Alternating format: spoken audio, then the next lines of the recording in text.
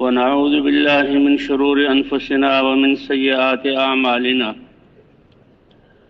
من يهده الله فلا مضل له ومن يضلله فلا هادي له ونشهد أن لا إله إلا الله وحده لا شريك له ونشهد أن سيدنا ومولانا محمدا عبده ورسوله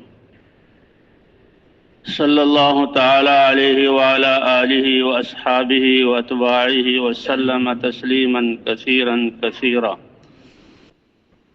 أما بعد فأعوذ بالله من الشيطان الرجيم. بسم الله الرحمن الرحيم.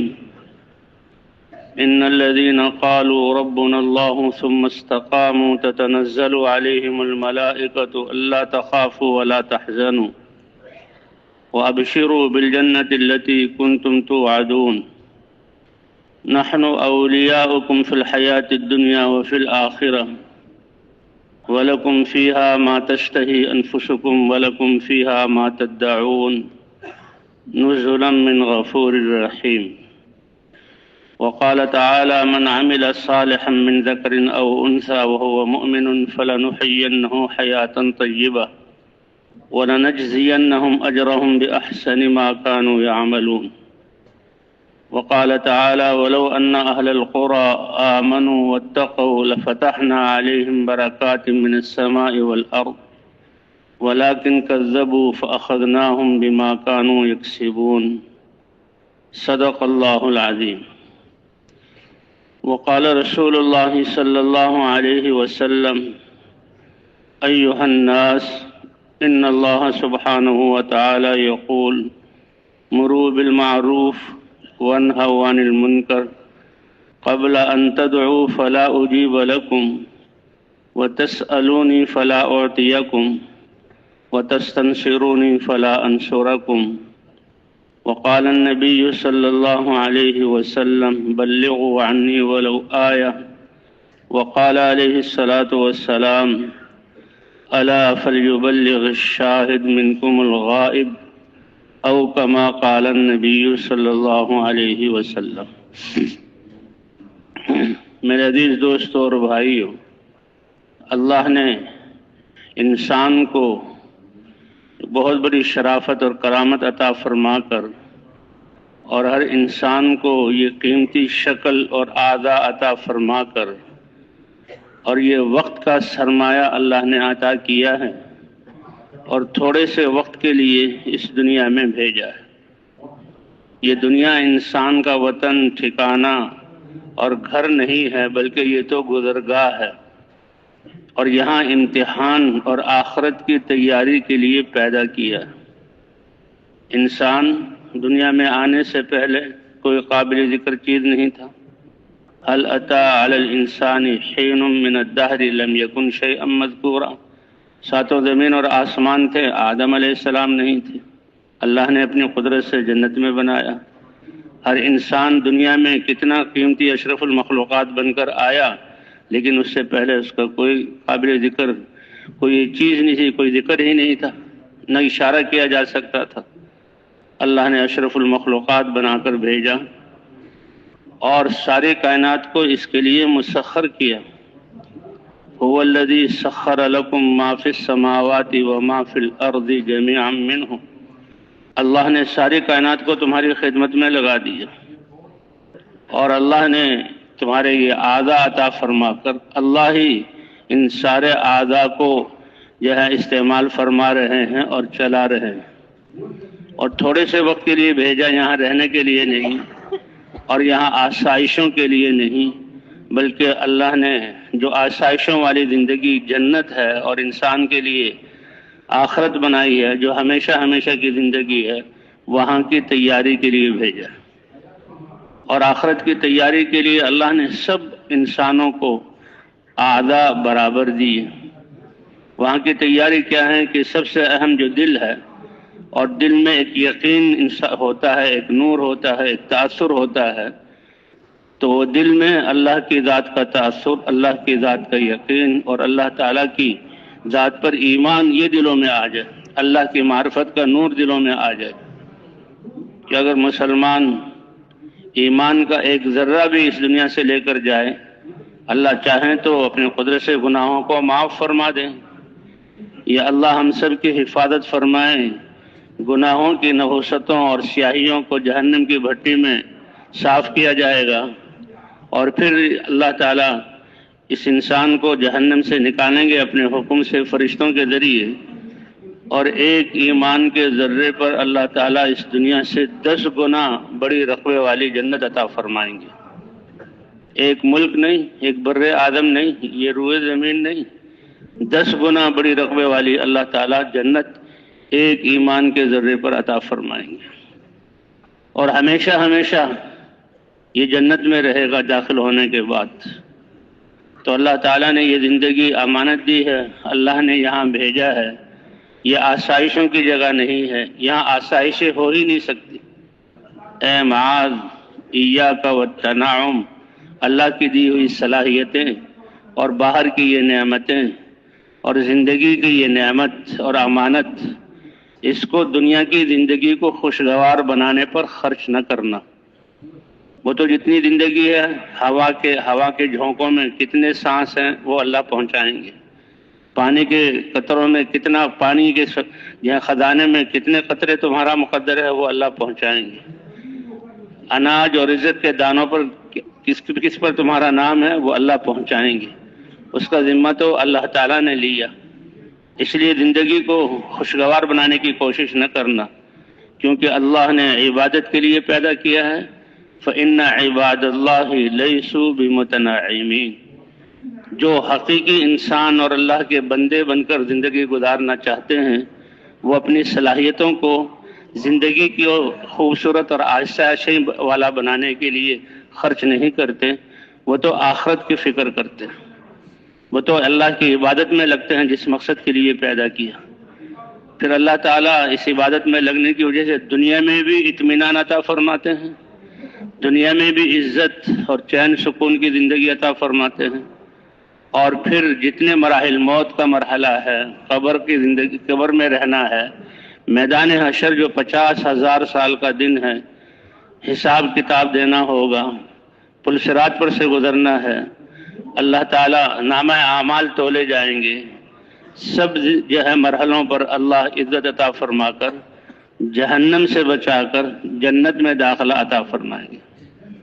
فمن زحزح عن النار وادخل الجنۃ فقد فاز۔ یہ زندگی ایسے گزارو، اپنے رب کو راضی کرو، اللہ کے حکم کے مطابق گزارو کہ جہنم سے بچا لیا جائے اور جنت میں داخل کر دیا جائے، تو اللہ فرمانا ہے وہ کامیاب ہو چکا ہے۔ جیسے گزری ہوئی بات جو ہو چکی ہے یقینی ہے، تو اس سے زیادہ یقینی کہ جو جہنم سے بچا لیا گیا، جنت میں داخل کر دیا گیا، وہ کامیاب ہو گیا۔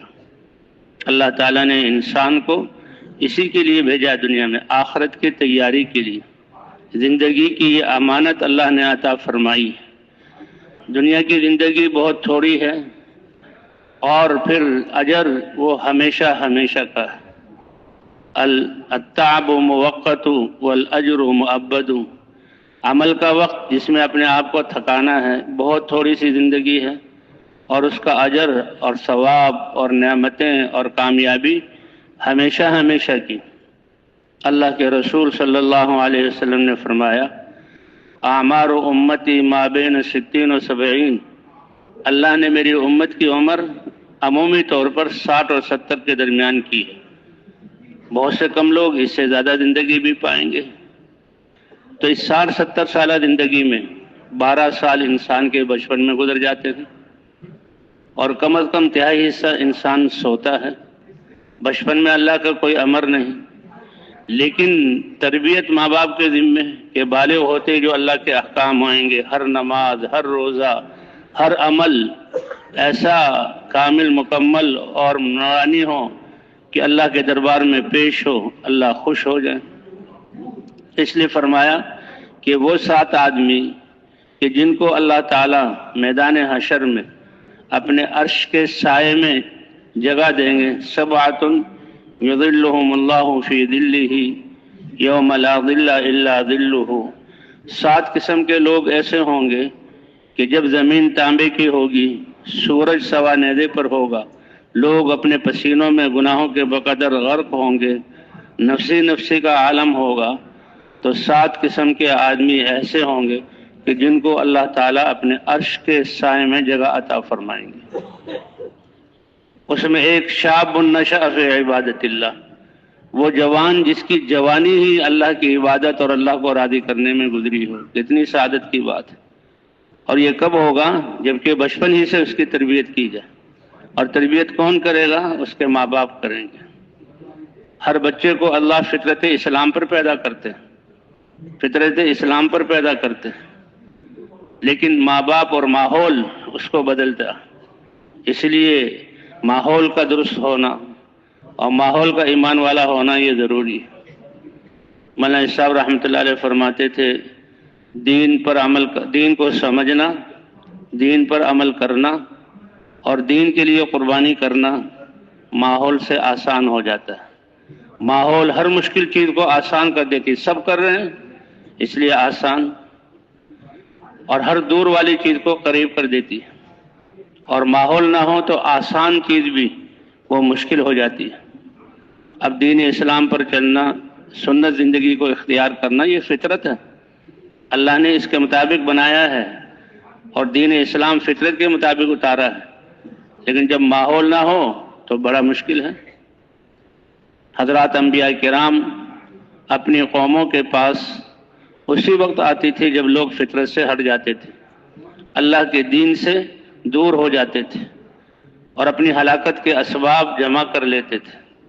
جیسے اللہ جسموں کے رب ہیں اور رزق کی ذمہ داری لی ہے، رزق پہنچاتے ہیں، اسی طرح اللہ روح کے بھی رب ہیں۔ روح آسمانوں سے آئی ہے تو اس کی غذا بھی وحی اور اللہ کے دین کی اور احکام کی صورت میں آسمانوں سے آتی تھی، اور حضرات انبیاء کرام کو یہ ذمہ داری دی جاتی تھی۔ حضرات انبیاء کرام علم لے کر آتے تھے، لیکن اس علم کو زندگیوں میں زندہ کرنے کے لیے لوگ تو کافر ہیں، اللہ کو مانتے ہی نہیں، یا ان میں طلب ہی نہیں ہے، نافرمان اور سرکش بنے ہوئے ہیں۔ تو سب سے پہلے طلب پیدا کرنے کے لیے لا الہ الا اللہ، اس سب سے بڑے علم والے کلمے، سب سے قیمتی کلمے، اللہ کی معرفت والے کلمے، اس کلمے کو لے کر انبیاء کرام اپنی قوموں کے پاس آتے تھے۔ یا قوم، اے میری قوم، اپنائیت کا اظہار کرتے تھے۔ اعبد اللہ، عبادت تو اللہ کی کرو، مانو اللہ کی۔ سر کے بال سے لے کر پاؤں کے ناخن تک یہ سارا جسم جو کس نے بنایا؟ اللہ نے بنایا۔ تمہارے جسم کے اندر کے نظاموں کو کون چلا رہا ہے؟ اللہ چلا رہا ہے۔ ہر انسان 1 منٹ میں 5 دفعہ سانس لیتا ہے، انسان کو پتہ ہی نہیں۔ اگر یہ انسان کے ذمہ دیا جائے کہ تم نے ہر منٹ میں 5 دفعہ سانس لینا ہے تاکہ آکسیجن تمہارے پھیپھڑوں میں جا کر ساری رگوں میں پھرے، تو کوئی ہم اور کام کر ہی نہ سکیں۔ تمہارے دل کی حرکت ہر منٹ میں 72 دفعہ ہونی چاہیے، تو انسان کوئی کام کر ہی نہ سکے۔ اپنے پھیپھڑوں کے نظام کو ایسے رکھو، اپنے گردوں کا ایسے نظام چلاؤ۔ یہ سارے نظام کتنے نظام ہیں؟ رگوں کا نظام ہے، خون کا دوڑنا ہے، اور جو ہے دل کی دھڑکن ہے، گردوں کا کام ہے، پھیپھڑوں کا کام ہے، تلی کا کام ہے، اتنے نظام ہیں، انسان کو ان کو پتہ ہی نہیں۔ تو کون چلا رہا ہے؟ اللہ چلا رہا ہے۔ اللہ اکبر۔ تو وہ اللہ جو خالق بھی ہے، مالک بھی ہے، تو اس کو راضی کرنا یہ سب سے بڑی بات ہے۔ اور وہ راضی ہوں گے فطرت کے مطابق، اللہ نے جو دین اتارا ہے اس پر چلنے، کہ من عمل صالحا من ذکر او انثی، مرد ہو یا عورت ہو، ایمان کی حالت میں عمل کرے گا، اللہ فرماتے ہیں دنیا کی زندگی بھی پاکیزہ بنائیں گے، اور آخرت میں ہم اس کے دین کے بدلے میں جنت عطا فرمائیں گے۔ سب سے بنیادی چیز ایمان ہے۔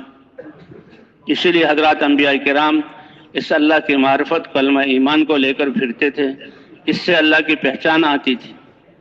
والذین آمنوا اشد حبا للہ، جو اللہ کو پہچان لے، اللہ کی معرفت کا نور آ جائے، تو وہ سب سے زیادہ اللہ سے محبت کرنے والا ہوگا، اور جو اللہ سے محبت کرنے والا ہو وہ کس کی مانے گا بھائی؟ اللہ کی مانے گا۔ ان المحب لمن يحب مطیع، کہ جو ہے محبت کرنے والا تو اپنے محبوب کے لیے سب کچھ جو ہے فدا کرتا ہے. ہمارے پاس جو کچھ ہے یہ سب کچھ اللہ کا دیا ہوا، کائنات کو اللہ نے ہمارے لیے مسخر کیا اور یہ نظام ہمارے لیے اللہ تعالیٰ چلا رہے ہیں. اس لیے حضرات انبیاء کرام اس کلمہ لا الہ الا اللہ یہ سب سے بڑے علم والا کلمہ ہے، سب سے قیمتی کلمہ ہے اور کائنات کی سب سے بڑی گواہی ہے. قیمتی کلمہ کیسے ہے کہ اللہ نے خود اپنے نبی کے ذریعے ہمیں بتایا، لو ان السماوات السبع، یہ ساتوں زمین اور آسمان، بجمیع ما فیہن وعلیہن، جو ان کے اوپر ہے ان کے بیچ میں ہے، تحت الثری سے لے کر عرش معلیٰ تک، وضعت فی کفۃ، سب کو ترازو کے ایک پلڑے میں رکھ دیا جائے، اور لا الہ الا اللہ جو اللہ کی معرفت کا کلمہ ہے اس کو دوسرے پلڑے میں رکھ دیا جائے، لرجحت بہن لا الہ الا اللہ، تو کلمے والا پلڑا بھاری ہو جائے گا. تو جس کو اللہ نے یہ نعمت دی ہوئی ہے بتائیں کس چیز کی کمی رہ گئی. اسی لیے کہتے ہیں اس کلمے کی قیمت کو پہچانو، قدر کو پہچانو، یہ اللہ کی ایک نعمت ہے. اس ساتوں زمین آسمان کسی ایک کو مل جائے یہ ہو نہیں سکتا، اور یہ اس سے بھی زیادہ قیمتی کلمہ ہے، سب سے بڑے علم والا کلمہ ہے، سب سے بڑی گواہی ہے کائنات کی. کہ دو بنی اسرائیل کے علماء حضور صلی اللہ علیہ وسلم کی خدمت میں آئے کہ آپ اللہ کے رسول ہیں، اللہ نے آپ پر اپنی کتاب اتاری ہے، تو یہ بتائیے آپ کی کتاب میں سب سے بڑی گواہی کیا ہے؟ سب سے بڑی گواہی کائنات کی کہ کسی چیز کو دیکھنا اور گواہی دینا کہ یہ ہے. فوراً جبرائیل علیہ السلام آئے اور اللہ کا کلام لے کر اترے کہ آپ ان سے کہہ دیجیے سب سے بڑی گواہی وہ ہے کہ خود اللہ گواہی دیتے ہیں، شہید اللہ انہ لا الہ الا ہو. اللہ فرما رہے ہیں میں ہی الہ ہوں، میرے علاوہ کوئی الہی ہے ہی نہیں. سارے ملائکہ اس کی گواہی دے رہے ہیں، اور علم والے جن کو اللہ نے علم دیا ہے، حقیقی علم، اللہ والا علم، وہ سب اس کی گواہی دے رہے ہیں، کیونکہ وہ اہل کتاب تھے، ان کی کتابوں میں لکھا ہوا تھا، اللہ نے قرآن میں اتارا. کھڑے ہوئے آپ کے ہاتھوں کو چوما اور فوراً اسلام میں داخل ہو گئے کہ ہم بھی گواہی دیتے ہیں کہ اللہ کے علاوہ کوئی عبادت کے لائق نہیں. تو بھائی اس کلمے کو لے کر حضرات انبیاء کرام آئے، اور یہ یقین جب بنا تو اللہ کے احکام پر چلنا آسان ہوا. اور اللہ تعالیٰ نے ہمیں زمانے کی خوردبین اور دوربین دی ہے، زمانے کو گواہ بنایا ہے کہ اس زمانے نے دیکھا ہے آدم علیہ السلام سے لے کر حضور صلی اللہ علیہ وسلم تک ساری قوموں، سارے قبائل اور سارے انسانوں کو کہ کون ناکام ہوئے، کون جو ہے کامیاب ہوئے، کون اپنی زندگی اور صلاحیتیں اور جان و مال اس کو ہار گیا، ناکامی میں گیا، اور کس نے اس سے فائدہ اٹھایا اور اللہ کو راضی کر کے دنیا آخرت کی کامیابی اور اللہ کی رضا کو حاصل کر لیا، اللہ کی رضا کو حاصل کر لیا. قل هل ننبئکم بالاخسرین اعمالا، سب سے زیادہ گھاٹے میں کون ہے، کر کے بھی کوئی فائدہ نہیں ہوا. الذین ضل سعیہم فی الحیات الدنیا، بیکار لوگ نہیں تھے، دنیا کے لیے ساری صلاحیتیں لگا دی، لیکن دنیا ہی کو سامنے رکھ کر اسی کو مطمع نظر بنایا. اللہ کے انبیاء آئے، اللہ نے انبیاء بھیجے، اللہ نے وحی بھیجی، اللہ نے دین اتارا اور بتلایا کہ مرنے کے بعد دوبارہ زندہ ہونا ہے. لیکن انہوں نے رسم و رواج، باپ دادا کے طریقے اور اپنی عقل کو معیار بنا کر اس پہ چلے. تو عقل تو بہت جو ہے یہ علم کا بہت تھوڑا سا دنیا کے مرنے سے پہلے کی چیزوں کو بتلاتا ہے. ان کی سعی بیکار گئی، ذل سعیہم فی الحیات الدنیا، اور وہ گمان کرتے رہے ہم نے تو بڑی محنت کی ہے اور ہم تو بہت اچھے اعمال کر رہے ہیں، لیکن قیامت میں ان کے عمل کا کوئی وزن نہیں ہوگا. خسرت دنیا والآخرہ، دنیا بھی ہار گئے اور آخرت بھی چلی گئی. اس لیے بھئی اللہ تعالیٰ انبیاء کرام کو یہ علم دے کر اتارتے تھے. اللہ تعالیٰ ایک دستور زندگی اور اپنے احکام کا مجموعہ، ہر انسان میں اللہ کا ایک امر ہے روح، اس روح کے ہونے کی وجہ سے سارے اعضاء جڑے ہوئے بھی ہیں اور سارے اعضاء صحیح کام کر رہے ہیں. جتنی مضبوط اور طاقتور نورانی روح ہوگی اتنا ہی آنکھوں کا دیکھنا، زبان کا بولنا، کانوں کا سننا، دماغ کی سوچ، ہاتھوں کی حرکت، پاؤں کا چلنا، یہ اچھا اور بہترین ہوگا۔ روح میں کمزوری ہو گئی تو جسم سے نکلنے والے اعمال ان اعضاء کا استعمال کمزور ہو جائے گا، اور اگر روح نکل گئی تو پھر یہ انسان نہیں ہے، پھر یہ مردہ ہے۔ پھر یہ جڑے ہوئے اعضاء الگ الگ ہو جائیں گے، اور صرف الگ الگ نہیں ہوں گے بلکہ یہ کیڑوں کی غذا بنیں گے، اور پھر اتنا ہی نہیں ہوگا بلکہ مٹی بن جائیں گے۔ پھر اللہ تعالیٰ دوبارہ زندہ کریں گے۔ تو حضور صلی اللہ علیہ وسلم نے ایک دفعہ فرمایا، اے ابو سفیان، اللہ کی قسم تم سب مرو گے۔ تو مرنا تو یقینی ہے، جو انسان آ رہے ہیں وہ آخرت کی طرف جا رہے ہیں، اس کو تو سب مانتے ہیں، کوئی انکار نہیں کر سکتا۔ ثم لتبعثن، پھر تم کو دوبارہ زندہ کیا جائے گا، کیونکہ اللہ نے انسان کو آخرت کے لیے بنایا، جنت میں رہنے کے لیے بنایا، زندگی امانت دی، یہ اتنا خوبصورت جسم اور یہ صلاحیتیں عطا کی، ساری کائنات کو مسخر کیا کہ تھوڑی سی زندگی میں تیاری کر کے سرمایہ جمع کر کے آ جاؤ اور جنت میں ٹھکانہ بنا لو۔ تو تم مرو گے اور دوبارہ زندہ کیے جاؤ گے۔ تو دوبارہ زندہ کیا جانا انسان کی عقل میں نہیں آ سکتا، تو وہ جھٹلانے لگے کہ دوبارہ کیسے زندہ کیا جائیں گے۔ امیہ بن خلف ایک کافر تھا، تو وہ ویرانے میں سے گزر رہا تھا، اس کو ایک جگہ ایک ہڈی ابھری ہوئی نظر آئی، اور ہڈی بھی ایسی جو بھر بھرا رہی ہے اور مٹی بن کر اس کے ریزے گر رہے ہیں۔ اس نے وہ ہڈی لے لی اور سمجھ گیا کہ یہ انسان کی ہڈی ہے، اور حضور صلی اللہ علیہ وسلم کی خدمت میں کافر تھا، اور کہتے تھے جب ہم مٹی بن جائیں گے پھر کون ہمیں زندہ کر، من یحیی ھذہ العظام وہی رمیم۔ تو اس نے وہ ہڈی حضور کو دکھائی اور اس سے ایک چٹکی لی مٹی کی اور اس کو ہوا میں بکھیرا اور کہنے لگا کہ اس کو کون زندہ کرے گا۔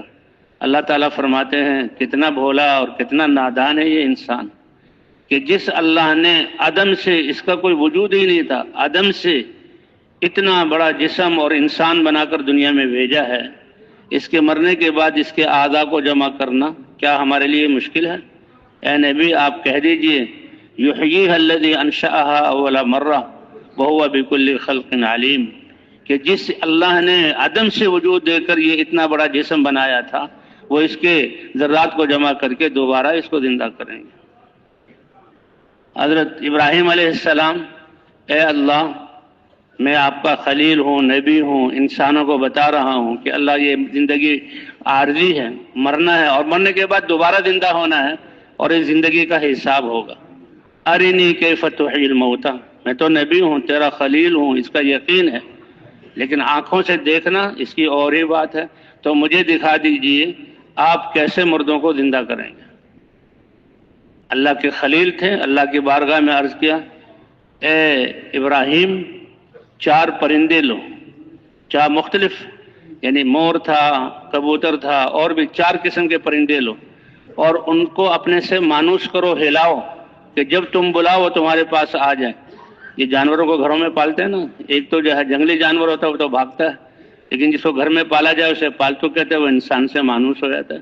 تو ان کو مانوس کرو اور پھر ان کو ذبح کرو اور ان کا قیمہ بناؤ، اور ان کے جو ہے اجزاء کو ایک دوسرے میں ملا دو، لیکن سری جو ہے ان کو اپنے ہاتھوں میں رکھنا، اور ان کے قیمہ بنا کر ان کے گوشت کو، یعنی جو ہے ہر پرندے کا گوشت کے اجزاء دوسرے سے مل گئے، 4 پہاڑوں پر رکھو اور پھر ان کو بلاؤ، اور ہم اپنی قدرت سے تمہیں دکھائیں گے کہ کیسے زندہ کرتے ہیں۔ جانوروں سے کو مانوس کیا، جانور ہل گئے، پھر ذبح کیا، پھر ان کو قیمہ بنایا، ان کی سریاں ہاتھ میں لے لی، 4 پہاڑوں پر، پہاڑوں میں کتنا فاصلہ ہوتا ہے اور پہاڑوں کی چوٹیوں میں کتنا فاصلہ ہوتا ہے، بنا ہوا قیمہ، اور آواز دی تو ہر پرندے کے اعضاء اڑ اڑ کر پلک جھپکنے سے پہلے وہ پورا جسم بن کر اپنی اپنی سری سے آ کے مل گئے۔ اے ابراہیم ایسے ہم زندہ کریں گے۔ حضرت عزیر علیہ السلام اللہ کے رسول تھے، اللہ کے نبی تھے، اللہ کی وحدانیت کی طرف بلاتے تھے، اللہ کی قدرت کو بتلاتے تھے، تو اپنے گدھے پر سوار ہو کر اپنا زیادہ راہ لے کر سفر میں جا رہے تھے، ایک ویران بستی کے پاس سے گزرے کہ اس کے رہنے والے سب مر چکے، مٹی میں مل گئے تھے، اور پھر چھتیں گر کر دیواریں چھتوں پر گر رہی تھی۔ اس بستی پر سے گزرے اور وہاں پہلے بھوک لگی تھا गधा भी सवारी गधे की थी, और एक रस था फलों का और एक खाना था। तो बैठकर दीवार से सहारा लगाकर खाना शुरू किया और फरमाया, अर्ज किया अल्लाह की बारगाह में, ए अल्लाह, ये लोग मर गए हैं, आप इसको कैसे जिंदा करेंगे? यानी मैं तो इसकी दावत देता हूँ, यकीन है मुझे। तो अल्लाह फरमाते हैं, फ़अमातहुल्लाहु मिअता आम, उज़ैर अलैहिस्सलाम बैठे हुए हैं, हमने उनकी रूह कब्ज़ कर ली और 100 साल तक उनको उस जगह बाकी रखा। मौत उन पर आई, कितने साल तक? 100 साल तक। हम में से कोई भी शायद इस यह मजमे में 100 साल का ना हो, और 100 साल में कितने तग़य्युरात देखे हैं। पाकिस्तान का बनना, दुनिया का उजड़ना, कितनी हुकूमतों का आना, कितनी आंधियों का आना, कितने सैलाबों का आना, क्या बस्तियों का आबाद होना, कितने इंसानों का दुनिया से चला जाना। 100 साल अल्लाह फरमाते हैं, 100 साल हमने मौत दी और 100 साल के बाद जिंदा किया। पूछा, ए ईसा, कितना सोए तुम? कम लबिस्त, कितना यहाँ ठहरे? तो कहने लगे कि जब मैं बैठा था उस वक्त तो सूरज फलां जगह पर था, साए ऐसे थे, धूप ये थी, अब उससे बदल गया है। तो यही हो सकता है, अगर दोपहर का वक्त था तो शाम हो गई तो दिन का कुछ हिस्सा, या ये कि बहुत गहरी नींद आई, अगला एक दिन पूरा गुजर गया और दिन का कुछ पूरा दिन गुजर कर कुछ थोड़ा सा और वक्त। अल्लाह फरमाते हैं, ए इंसानों, तुम्हारी जिंदगी की भी यही मिसाल है। मैं तुमसे पूछूंगा, कम लबिस्तुम फिल अर्ज़ि अदद सिनीन, दुनिया में कितनी जिंदगी गुजार कर आए? तो ये इतनी मुख्तसर जिंदगी है जिसमें मैंने अपने दीन का जो है हुक्म दिया है, अपने दीन की इज्जत और अपने अहकाम की दौलत तुम्हें अता फरमाई है। तो ये सारे इंसान कहेंगे, ए अल्लाह, ऐसे लग रहा है कि दुनिया में हम यौमन, या पूरा एक दिन हमने गुजारा है, या दिन का एक दिन से भी कम का वक्त गुजारा है। अल्लाह फरमाते हैं, इसमें भी तुम तैयारी करके नहीं आए, इसमें भी तुम तैयारी करके नहीं आए। तो हज़रत सलाम को जब अल्लाह ने जो है रूह डाली, जिंदा किया, तो बैठे हुए थे, उनके जिस्म पर कोई तगय्युर नहीं आया था। ऐ उज़ैर, देखो तुम्हारा खाना कितना नाजुक होता है और थोड़ी देर बाद खराब हो जाता है। तुम अपने बर्तन में फलों का रस देखो और अपने पका हुआ खाना देखो, लम यतसन्ना, 100 साल गुजरने के बाद भी इसमें जर्रा बराबर तगय्युर नहीं आया। और गधे को देखो, गधा 100 साल गुजरे, वो तो फूला और फटा, कीड़े पड़े, मट्टी बनी, हवाओं से, बारिशों से, सैलाबों से उसके अज्जा पता नहीं कहाँ कहाँ चले गए। सिर्फ ढकी जो है हड्डियों का पंक्चर ढांचा नजर आ रहा था, वो चमक रही थी। तुम देखो, अभी उन्हें आंख खोलकर झपकी नहीं थी कि अल्लाह ताला ने दोबारा उस गधे को पूरा जिस्म देकर जिंदा कर दिया। हाँ, वमा अमरुस्साअत इल्ला कलमहिल बसर। अल्लाह ऐसी कुदरत वाले हैं कि दुनिया में आदम अलैहिस्सलाम से लेकर आज तक क़यामत तक आने वाले इंसानों की तारीख हजारों साल पर मुहित है। और किस तरतीब से आए हैं? फरमाया, इन सब को, इस जमीन को दोबारा पैदा करके और बगैर ढलवानों और पहाड़ों के बराबर बनाकर, तांबे का बनाकर, और सारे इंसानों को हम जिंदा करके मैदान हशर में जमा करेंगे। और इसके लिए कितना वक्त? तुम आंख बंद करके खोलते हो, जिसे आंख का झपकना कहा जाता है, इसमें तो वक्त लगता है। अल्लाह इससे कम जमाने में ये सारा मंजर कायम कर देंगे।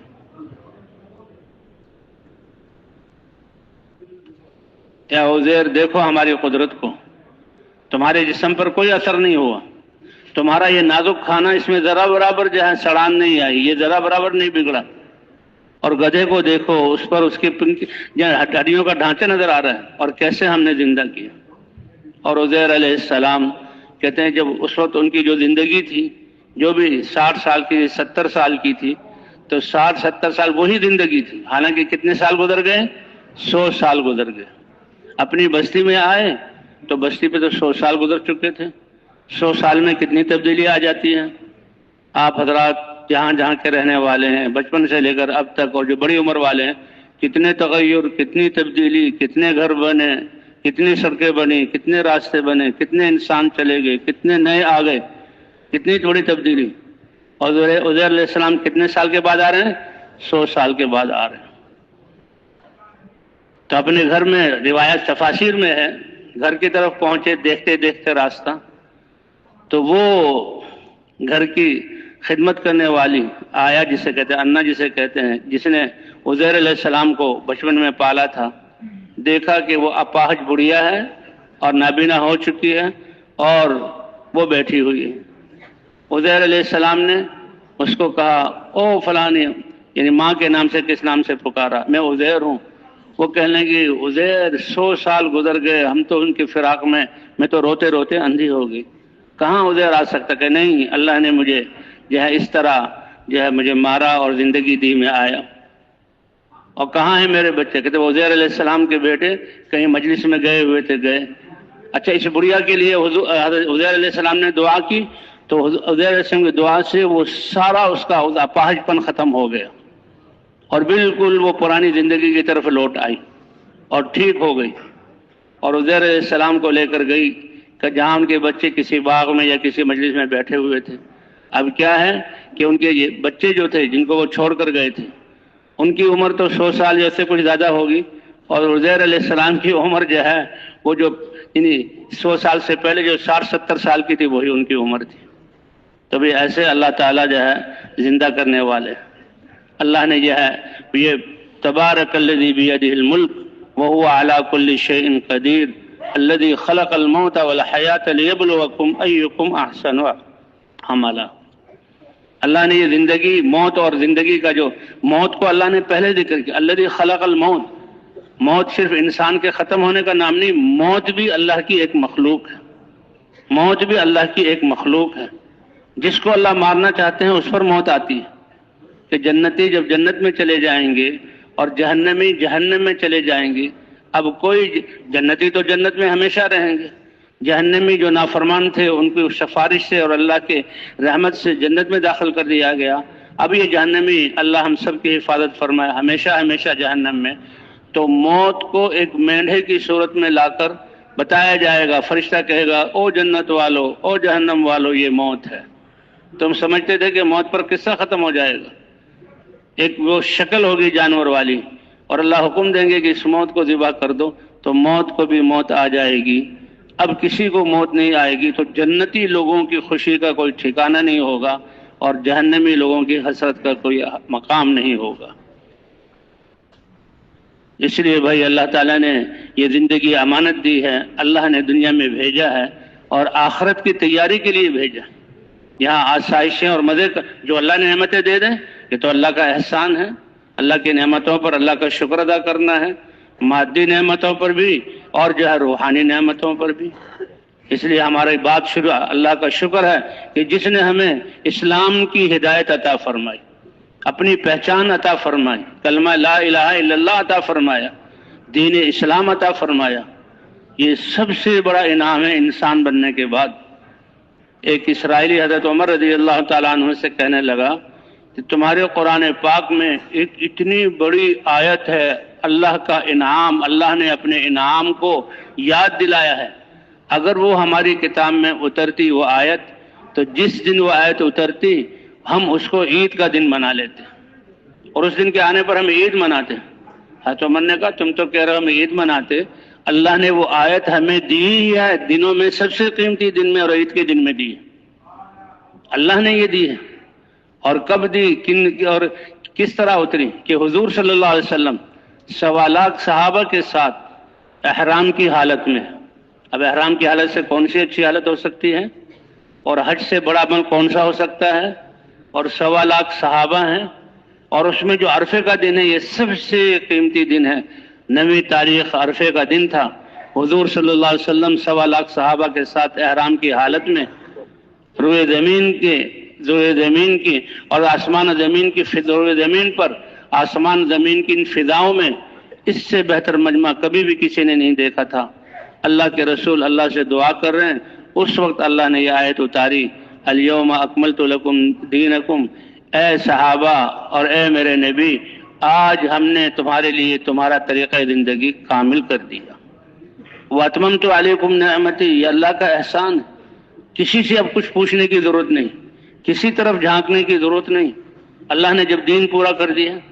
اس لیے کہتے ہیں کہ ایک دفعہ حضرت عمر رضی اللہ تعالیٰ عنہ اپنے باغات اور کھیتوں سے گھر کی طرف آ رہے تھے راستے میں یہود جو مدینہ میں تھے وہ اپنے بچوں کو اپنے مذہب کی تعلیم دیتے تھے، ان کی درسگاہیں تھیں، وہاں وہ پڑھا رہے تھے، تو وہاں سے ایک صحیفہ مل گیا، ایک کاغذ ملا جو تورات کتاب کا حصہ تھا۔ حضرت عمر نے لیا، پڑھنا جانتے تھے، بڑے خوش ہو گئے کہ قرآن کا علم تو ہے، اللہ نے ہمیں دیا، حضور پر قرآن اتر رہا، مجھے یہ تورات کا صحیفہ بھی مل گیا، اس لیے میں اس کو پڑھوں۔ وہ لوگ ہوتے ہیں نا کہ جی سارے مذاہب اور سارے لوگوں کے افکار کو پڑھو، نہیں بھائی نہیں، قرآن نے ہمیں سب سے مستغنی کر دیا۔ اس لیے کہتے ہیں کہ جس کو قرآن مل گیا اور وہ اپنے آپ کو باقی دنیا والوں کے علوم سے غنی نہ سمجھے، ہاں یہ غنی کر دینے والی ہے، اب کسی چیز کی ضرورت نہیں، تو وہ اپنے علم کی ذاتی میں صحیفے کو پڑھتے ہوئے حضور کی خدمت میں آئے اور حضور سے کہا یا رسول اللہ مجھے تورات کا یہ ورقہ ملا ہے اور میں یہ پڑھ رہا ہوں، اور اس میں لگ گئے۔ اللہ کے رسول صلی اللہ علیہ وسلم کا چہرہ سرخ ہو گیا، رگیں پھول گئی اور آپ غصے میں آ گئے، لیکن حضرت عمر وہ اس کے پڑھنے میں لگے ہوئے تھے۔ حضرت ابوبکر رضی اللہ تعالیٰ نے اس بات کا احساس کیا، او عمر تمہاری ماں تمہیں گم کر دے اور تم پر روئے، کیا کر رہے ہو، دیکھتے نہیں اللہ کے رسول کو؟ تو جب حضور صلی اللہ علیہ وسلم کو دیکھا تو حضرت عمر کو تنبہ ہوا اور وہ صحیفہ رکھ دیا اور فرمایا اے عمر قرآن کے اترنے کے بعد بھی تم کسی اور چیز کو دیکھتے ہو؟ اللہ نے قرآن دیا پھر بھی کسی اور چیز کو دیکھتے ہو؟ قرآن میں تو جو کچھ نبیوں کو دیا گیا وہ سارا دیا، اور قرآن میں اللہ تعالیٰ نے اس سے زیادہ دیا۔ قرآن تو اے عمر تم کو جو ہے قرآن کے ملنے کے بعد بھی، تو میرا بھائی اللہ تعالیٰ نے ہمیں یہ زندگی عطا فرمائی ہے حضور صلی اللہ علیہ وسلم کی امت میں، اور یہ دین تو یہ آیت تھی الیوم اکملت لکم دینکم، ہم نے آج تمہارا دین مکمل کر دیا، اور یہ اللہ نے اپنا فرما رہے میں نے احسان پورا کر دیا، ورضیت لکم الاسلام دینا، اور دین اسلام وہ احکام کا مجموعہ ہے جو اللہ نے پسند کیا، اور اللہ کی پسند اور اللہ کی رضا یہ تو جنت سے بھی بڑی چیز ہے، اور رضوان من اللہ اکبر، اللہ کی رضا کا حاصل ہو جانا یہ جنت سے بھی بڑی چیز ہے۔ تو اللہ تعالیٰ نے ہمیں انسان اشرف المخلوقات بنا کر اور دنیا میں بھیجا ہے، اور اسے کلمے کی نعمت عطا فرمائی ہے، اور دین اسلام عطا فرمایا ہے، اور حضرت محمد صلی اللہ علیہ وسلم کی امت میں ہونے کا شرف بخشا ہے۔ تو یہ زندگی آخرت کی تیاری کے لیے دی ہے، آسائشوں کے لیے نہیں، تھوڑی سی زندگی۔ اللہ کے رسول فرماتے ہیں میری امت کی عمریں ہی 60-70 سال ہوں گی، 12 سال تمہارے بچپن میں گزر گئے، روزانہ تہائی یا حصہ یا چوتھائی حصہ تم سوتے ہو، اور باقی تھوڑی سی زندگی اس میں اللہ کی مانو، کتنے بڑے اعزاز کی بات ہے۔ اسی لیے اللہ تعالیٰ نے نبیوں کو قوموں کی طرف بھیجا، کیونکہ دنیا میں انسان آنکھوں سے دیکھتا ہے کہ چیزوں سے ہوتا ہوا نظر آتا ہے، حالانکہ چیزوں کو پیدا کرنے والی ذات کس کی ہے، اور چیزوں میں یہ صفات رکھنے والی ذات کس کی ہے، اور ان چیزوں سے یہ نفع پہنچانے والی ذات کس کی ہے؟ اللہ کے رسول نے تو پہلے ہی ایمان والے کو بتا دیا، کتنا بڑا علم اور یقین ہے اس کے پاس، کہ انما اصابک لم یکن لیخطئک، کہ جو تمہیں پہنچا ہے یہ اللہ نے لکھا ہوا تھا، یہ تم سے جو ہے چھوٹ نہیں سکتا تھا، اور جو تمہارے لیے لکھا نہیں تم ساری طاقتیں ملا کر اس کو تم جو ہے حاصل نہیں کر سکتے۔ اس لیے حضرت عبداللہ ابن عباس رضی اللہ تعالیٰ عنہما حضور صلی اللہ علیہ وسلم کے چچا زاد بھائی، فرمایا حضور صلی اللہ علیہ وسلم نے مجھے اپنے پیچھے گدھے کی سواری پر بٹھایا، میں پیچھے بیٹھا ہوا تھا، اور حضور صلی اللہ علیہ وسلم نے مجھے نصیحت کی، اے غلام انی اعلمک کلمات، میں تمہیں چند نصیحت کرتا ہوں، تنفع، یہ تمہیں نفع دیں گے۔ اب ارشاد تو اپنے چچا زاد بھائی کو کہہ رہے ہیں، اور آپ چھوٹی عمر کے ان کو بتا رہے ہیں، لیکن یہ ساری امت کے لیے سبق ہے۔ کیا ہے؟ احفظ اللہ، اللہ کے دین کی حفاظت کرو، اللہ کے دین کو اپنی زندگی میں زندہ کرو، تو تم تو اپنی استعداد اور صلاحیت کے مطابق اللہ کے دین پر چلو گے، جتنا یعنی پورا اس میں کوتاہی مت کرو۔ یحفظ کا، اللہ اپنی قدرت کے ساتھ تمہاری حفاظت فرمائیں گے، کتنی بڑی بات ہے۔ احفظ اللہ یحفظ کا، تم اللہ کے دین کی حفاظت کرو، اللہ تمہاری حفاظت فرمائیں گے۔ احفظ اللہ تجدہ تجاہک، اللہ کے دین کی حفاظت کرو، اللہ کو ہر وقت اپنے ساتھ پاؤ گے۔ کتنی بڑی بات ہے۔ اور کہا اس بات کا یقین کر لو ان ما اصابک لم یکن لیخطئک، جو تمہیں ملا ہے یہ تم سے جانے والا نہیں تھا، اور جو تمہیں نہیں ملا وہ تمہیں مل نہیں سکتا تھا۔ اور یہ فرمایا کہ تم سب کے سب جو ہے اگر ساری کائنات جمع ہو کر تمہیں فائدہ پہنچانے پر جمع ہو جائے اور اللہ وہ فائدہ نہ پہنچانا چاہیں تو سارے فرشتے، جنات اور ساری کائنات مل کر تمہیں فائدہ پہنچا نہیں سکتے، اور کسی نقصان سے بچانا چاہیں اور اللہ وہ نقصان پہنچانا چاہتے ہیں تو اس نقصان سے بچا نہیں سکتے۔ اللہ نے یہ تقدیر میں لکھ دیا ہے، رفعت الاقلام وجفت الصحف، صحیفوں پر لکھا جا چکا، اللہ نے اپنے علم سے لکھا ہے۔ تو بھائی اللہ تعالیٰ نے ہمیں انسان بنا کر تھوڑے سے عرصے کے لیے پھر حضرت محمد صلی اللہ علیہ وسلم کی امت میں ہونے کا شرف بخشا ہے، اور اللہ نے ہمیں نعمت اسلام اور اللہ نے اپنے راستے میں نکلنے کی توفیق دی۔ اس دین کی محنت کے لیے کتنے فضائل ہیں اس کے۔ حضور صلی اللہ علیہ وسلم اپنے دولت قدر سے باہر تشریف لائے، دیکھا چند صحابہ بیٹھے ہوئے ہیں، حضور صلی اللہ علیہ وسلم ان کے پاس آئے، میرے صحابہ کیا کر رہے ہو؟ صحابہ بھوک اور پیاس کی وجہ سے جسم ان کے دبلے، اور لباس ان کے، کہتے ہیں لباس ہمارا پھٹا ہوا لباس ہوتا تھا، کمر اور پیٹ کا کچھ حصہ نظر آتا تھا تو ہم اوٹ کر کے بیٹھتے تھے شرم کی وجہ سے۔ تو حضور صلی اللہ علیہ وسلم تشریف لائے، میرے صحابہ کیا کر رہے ہو؟ اے اللہ کے رسول، نعمت اسلام کے ملنے پر اللہ کا شکر ادا کر رہے ہیں، اللہ کی تسبیح اور تقدیس کر رہے ہیں۔ یعنی یہ وقت اتنا قیمتی ہے، اتنا قیمتی ہے، اتنا قیمتی ہے کہ کوئی سانس بھی ہمارا اللہ کے ذکر کے بغیر، نماز کے اوقات ہیں اور اس کی ایک خاص صورت ہے، ہر عمل کا کوئی نہ کوئی وقت ہے، لیکن ذکر یہ تو ہر وقت، ہاں کہ ذکر اللہ کو یاد کروں، اور اللہ کے ذکر کرنے سے دلوں کو اطمینان ہوتا ہے۔ اے اللہ کے رسول، ہم نعمت اسلام کے ملنے پر اللہ کا شکر ادا کر رہے تھے اور اللہ کی تسبیح اور تقدیس کر رہے تھے۔ جسے رات حیات الصحابہ میں حضور صلی اللہ علیہ وسلم نے کیسے کیسی تسبیحات اور کیسے کیسے جو ہے کلمات بتلائیں۔ حضرت علی رضی اللہ تعالیٰ عنہ فرماتے ہیں کہ میں خود مزدوری پر جہاں ڈول نکال کر پانی سینچتا تھا، اور اس ڈول کی رسی کو سینے پر تو سینے پر نشان ہو گئے تھے، اور گھر میں حضرت فاطمہ رضی اللہ تعالیٰ عنہ چکی خود پیستی تھی، چکی پیستے پیستے ہاتھوں پہ چھالے پڑ گئے تھے، ہاتھوں پہ چھالے پڑ گئے تھے۔ حضور صلی اللہ علیہ وسلم کی خدمت میں کچھ قیدی آئے جو غلام بننے تھے، تو حضرت علی رضی اللہ تعالیٰ عنہ نے حضرت فاطمہ رضی اللہ تعالیٰ جاؤ اپنے ابا کے پاس اور ان کے پاس جا کر ان سے کچھ غلام لے آؤ۔ تو وہ گئی اور شرم کی وجہ سے جو ہے وہ کچھ بات اپنے باپ کے والد صاحب کے سامنے ذکر نہ کر سکی۔ حضور صلی اللہ علیہ وسلم خود تشریف لائے اور حضور نے پوچھا کیا بات ہے؟ حضرت علی نے کہا یا رسول اللہ اس لیے گئی، کیا میں تمہیں اس سے 6 کلمات نہیں بتاؤں جو مجھے جبرائیل علیہ السلام نے بتائے ہیں کہ ہر نماز کا سبحان اللہ یہ 33 مرتبہ، الحمدللہ 33 مرتبہ اور اللہ اکبر 34 مرتبہ۔ حضرت علی رضی اللہ تعالیٰ فرماتے ہیں کہ جب سے مجھے حضور صلی اللہ علیہ وسلم نے یہ کلمات بتلائے تھے تو میں ان کلمات کا، ان تسبیح کا اہتمام کرتا تھا، حالانکہ ایک جنگ کے موقع پر فرمایا کہ جنگ کے موقع پر بھی یہ کلمات ہم سے چھوٹے نہیں۔ تو یہ بات یہ ہے کہ یہ زندگی کی جو دولت اللہ نے عطا فرمائی ہے، زندگی کا سرمایہ، یہ بہت قیمتی دولت ہے، بہت، سب سے ایمان کے بعد سب سے قیمتی دولت یہ ہے۔ کیوں؟ اس لیے کہ اس میں یعنی جو آخرت کا سرمایہ، ایمان کی لہریں اور اللہ کے احکام کو ماننا، کہتے ہیں ایمان کے بعد سب سے بڑی جو ہے اللہ نے کا حکم ہے وہ نماز کا ہے، ایمان کے بعد نماز کا۔ جس سے ایمان سے اللہ کی معرفت کا نور آتا ہے، تو نماز بھی انسان کی زندگی کو بنانے والی۔ ان الصلاۃ تنہی عن الفحشاء والمنکر، یہ نماز تمہیں بے حیائی والے کاموں سے روکے گی اور گناہوں سے تمہیں دور رکھے گی۔ اس لیے کہتے ہیں ہم اپنے بچوں کی تربیت کرنا چاہتے ہیں جہاں ان کا ایمان اور اخلاق بنائے۔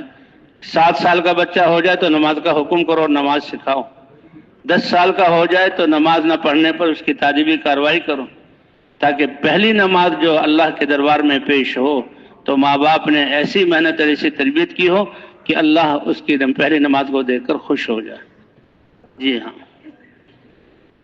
یہ نماز صحابہ کرام فرماتے ہیں کہ ایک صحابی تھے جو اسلام میں داخل ہوئے اور ابھی نئے نئے اسلام میں داخل ہوئے تھے، ان کی پرانی کچھ باتیں تھیں جو ان سے سرزد ہو جاتی تھی۔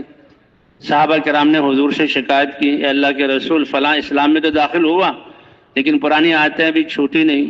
حضور صلی اللہ علیہ وسلم نے فرمایا، تم نماز پڑھتے ہوئے دیکھتے ہو اس کو؟ کہا جی ہاں، کہ یہ نماز جو ہے تمام ان برے کاموں سے اس کو روک دے گی۔ اس لیے کہتے ہیں بھی سب سے دعوت کے ذریعے، لا الہ الا اللہ کی دعوت کے ذریعے سب سے پہلے اپنے یقین کو بنایا جائے، ایمان کو مضبوط کیا جائے، اور پھر 100% مسلمانوں کو نماز والا بنایا جائے، کیونکہ نماز ایک ایسی عبادت ہے 5 دفعہ اللہ تعالیٰ اپنے گھر بلواتے ہیں کہ اس میں صحیح حج ہے، انسان حج میں جاتا ہے، مال بھی لے کر جاتا ہے، جان بھی لے کر جاتا ہے، کتنے دنوں احرام کی حالت میں ہوتا ہے، کھاتا بھی ہے، پیتا بھی ہے، سوتا بھی ہے، باتیں بھی کرتا ہے۔ روزہ ہے، سال میں یا 1 مہینے روزے کے دوران تجارت اور باقی کام بھی چلتے ہیں، لیکن نماز تو ایک ایسا پیارا عمل ہے کہ جناب جب اللہ اکبر کہتا ہے تو پاؤں کے ناخن سے لے کر سر کے اعضاء تک سارے اعضاء کو، حتیٰ کہ دل اور دماغ کو بھی اللہ کے حکم کا پابند کر دیتا ہے۔ اللہ کو سب سے زیادہ اس لیے فرماتے ہیں جعلت قرۃ عینی فی الصلاۃ، حضور صلی اللہ علیہ وسلم نے فرمایا میری آنکھوں کی ٹھنڈک نماز میں بنا دی گئی۔ وہ تو 50 نمازیں اللہ تعالیٰ نے عطا فرمائی تھی۔ حضور صلی اللہ علیہ وسلم اللہ کے دربار میں معراج کی رات میں اللہ کے دربار میں پیش ہوئے، اور اللہ کے سامنے پیش کیا کیا؟ التحیات للہ والصلوات والطیبات، اے اللہ میری ساری بدنی عبادتیں، مالی عبادتیں، قولی عبادتیں، یہ میں آپ کے سامنے پیش کرتا ہوں۔ یہ ہے وہ سرمایہ جو آخرت میں دیکھا جائے گا اور اللہ کے سامنے پیش۔ حضور صلی اللہ علیہ وسلم نے فرمایا کہ حدیث قدسی ہے کہ تم میں سے کوئی ایک ایسا نہیں کہ جس سے اللہ براہ راست بات نہ کرے، الا سیکلمہ ربہ لیس بینہ وبینہ ترجمان، کوئی دوسرا واسطہ اور ترجمان اللہ نہیں بنائیں گے، اور فرمائیں گے اللہ فرمائے اے میرے بندے، انسان بنایا تھا، جسم کے یہ اعضاء دیے تھے اور ساری نعمتیں دی تھی، بتاؤ میرے لیے اور آج کے دن کے لیے کیا کر کے آئے؟ اللہ کے لیے کیا کیا اور آخرت کے لیے کیا کیا؟ کیونکہ آخرت کا سرمایہ ایمان اور اعضاء کو اللہ کے حکم کے مطابق استعمال کرنا ہے۔ جیسے دنیا کے پولیس اور فوج اور وکیل، دنیا میں لباس ہوتا ہے خاص قسم کا، اور ان کے عہدے ہوتے ہیں اور ان سے ان کی حیثیت کو پہچانا جاتا ہے، تو ساری کائنات، یہ پہاڑ، یہ ریت کے ٹیلے، یہ جنگل کی جڑی بوٹیاں اور درخت اور درندے انسان کو پہچانتے ہیں اس کے ایمانی اور دینی سرمایہ کی وجہ سے، ان کا ایک نور ہوتا ہے،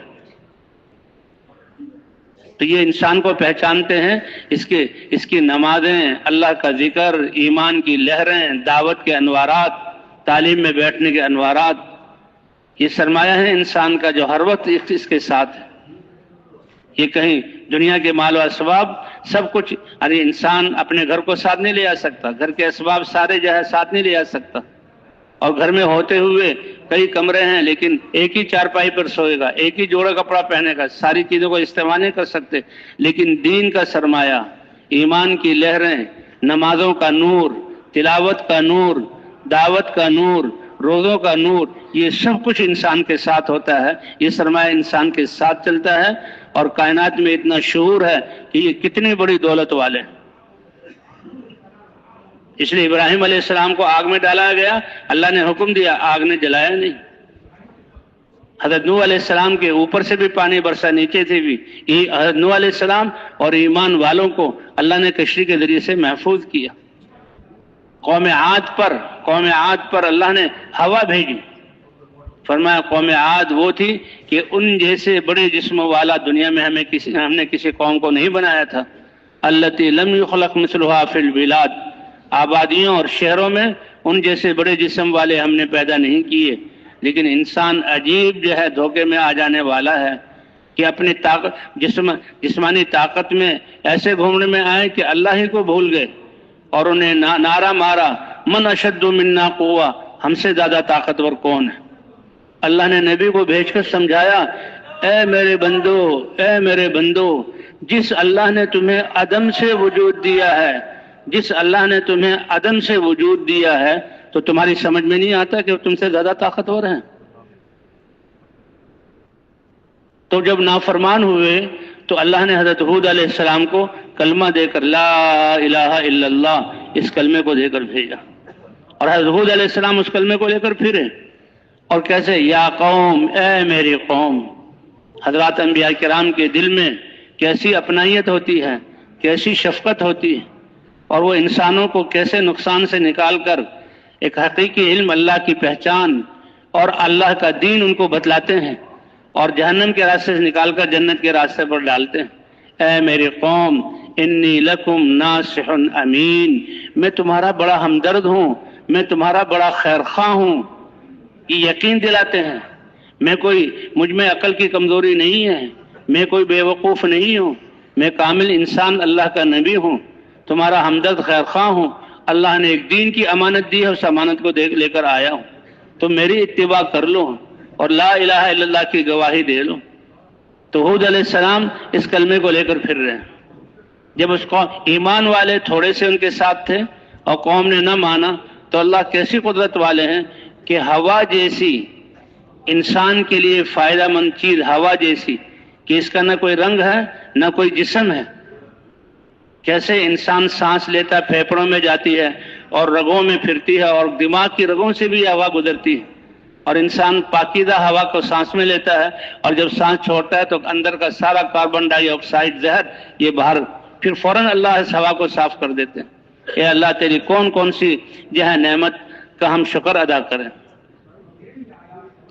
تو ہود علیہ السلام جب دعوت دی تو اللہ نے ہوا کے ذریعے، کیونکہ بڑے بڑے جسم تھے اور بڑی بڑی چٹانوں سے انہوں نے اپنے گھر بنائے ہوئے تھے، بڑے مضبوط گھر تھے، ہوا نے جب ان کے قدموں کو اکھاڑا تو وہ اپنے گھروں میں داخل ہوئے، اور گھروں کی کھڑکیاں اور ان نے جہاں دروازے بند کیے، اللہ نے ہوا کے ذریعے کھڑکیوں اور دروازوں کو اکھاڑا، اور کئی قوموں کے بارے میں جعلنا عالیہا سافلہا، کہ ہم نے ان کی بنیادوں کو اوپر کر دیا اور چھتوں کو نیچے کر دیا۔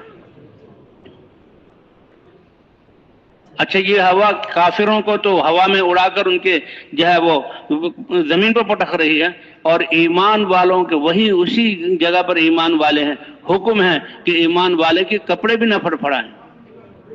ایسے اللہ نے جو ہے وہ اب ایمان والوں کی مدد کی۔ اللہ فرماتے ہیں 7 لیال و 8 ایام، 7 راتیں اور 8 دن رکنے کا نام ہی نہیں۔ 7 لیال و 8 ایام حسوما فتر القوم فیہا سرعا کأنہم اعجاز نخل خاویہ، ہوا نے ان کو فضاؤں میں اڑایا اور گردن کے اوپر زمین پر پٹخا، اور آبادیوں میں وہ ایسے الجھے ہوئے تھے جسے گھنے باغات آندھیوں کی وجہ سے جڑ سے اکھڑ کر ایک دوسرے میں الجھ کر رہ جاتے ہیں۔ تو اس طرح اللہ تعالیٰ نے نبیوں کو دین اور کلمہ اور اس کی دعوت دے کر بھیجا۔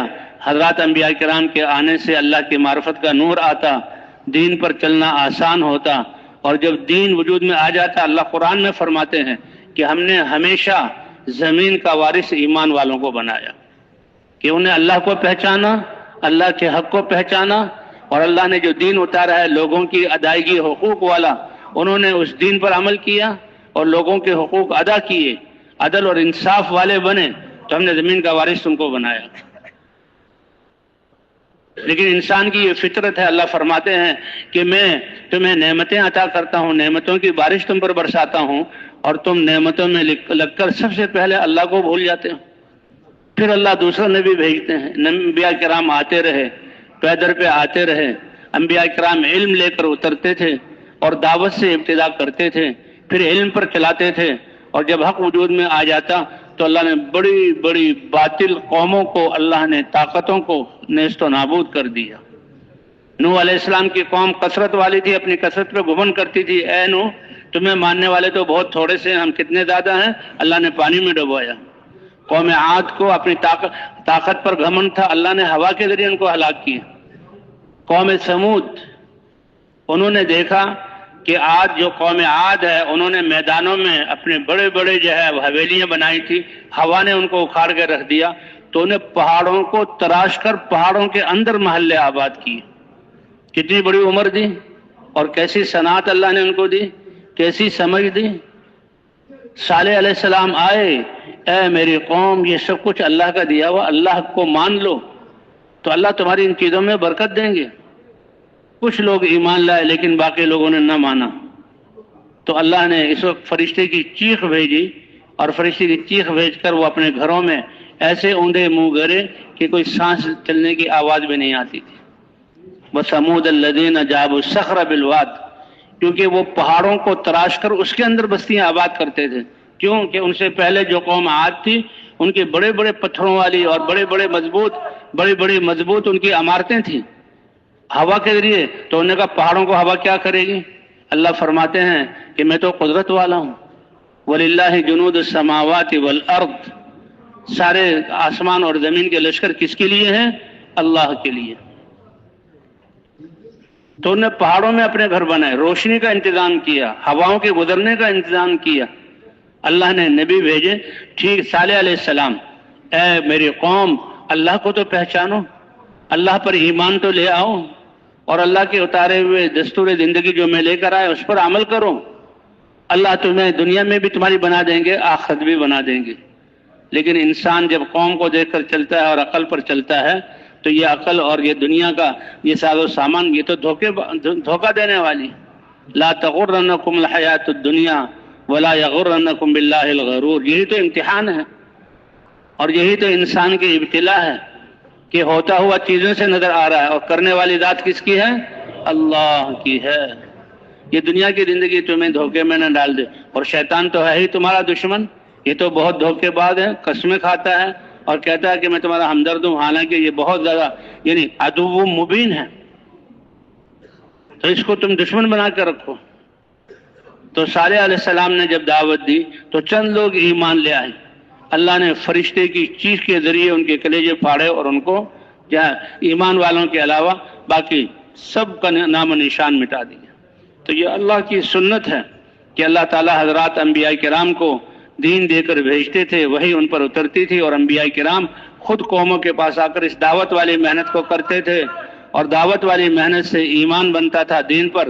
اور اللہ فرماتے ہیں ہمیشہ ہم نے ایمان والوں کو زمین کا وارث بنایا اور وعدہ کیا ہے، وعد اللہ الذین آمنوا منکم وعملوا الصالحات لَيَسْتَخْلِفَنَّهُمْ فِي الْأَرْضِ كَمَا اسْتَخْلَفَ الَّذِينَ مِنْ قَبْلِهِمْ، کہ ایمان اور اعمال والوں کے ساتھ ہمارا وعدہ ہے، زمین کی خلافت ہم ان کو عطا فرمائیں گے، اور یہ زمانے کی خوردبین دوربین تمہارے ساتھ ہے، جیسے کہ پہلے خلیفہ بنایا ہم نے، زمین کا وارث ایمان والوں کو بنایا، اور قیامت تک اللہ کا یہی دستور ہے۔